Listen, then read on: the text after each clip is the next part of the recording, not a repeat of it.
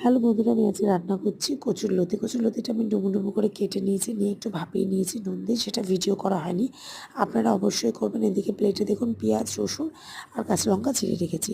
কড়াইতে তেল দিয়ে দিয়েছি, তেলটা গরম হয়ে গেছে। এবার দিয়ে দিয়েছি শুকনো লঙ্কা আর একটু কালো জিরে।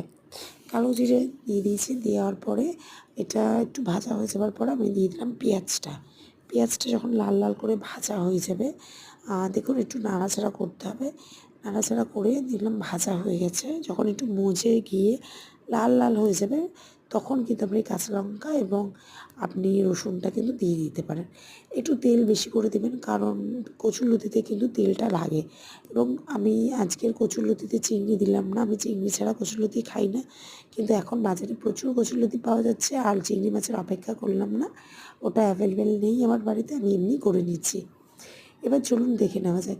এবার এর মধ্যে দিয়ে দিলাম হলুদ, একটু লাল মরিচের গুঁড়ো দেবো, আর এটার মধ্যে দিলাম জিরে, দিয়ে একটু জল দিয়ে দিলাম, দিয়ে একটু নাড়াচাড়া করব। করার পরে আমি এটা ঢাকা দিয়ে দেব। ঢাকা দিয়ে যখন একটু নুন দিয়ে নিলাম। লতিতে যেহেতু নুন দেওয়াই থাকে, মানে সিদ্ধ করার সময় নুনটা দিয়েই আমি সিদ্ধ করেছি, ভাপিয়েছি, সেই কারণে নুনের পরিমাপটা কিন্তু একটু কমই দেবেন মশলা কষানোর সময়।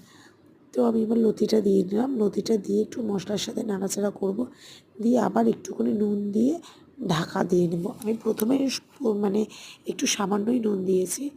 এবার ঢাকা দিয়ে তেলটা যখন বেরিয়ে গেছে, তখন আমি ওর মধ্যে দিয়ে দিলাম অল্প করে মিষ্টি।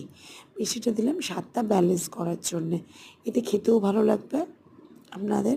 এবার আমি একটু ঢাকা দিয়ে অপেক্ষা করব আবার একটু একটু লতিটা মজে যাওয়া অবধি। সিদ্ধ করার সময় যেহেতু একদম নরম করিনি, সে কারণে আমার কচুরলতি রেডি। আপনারা ভাত, রুটি সব কিছুর সাথেই পরিবেশন করতে পারেন। Thank you.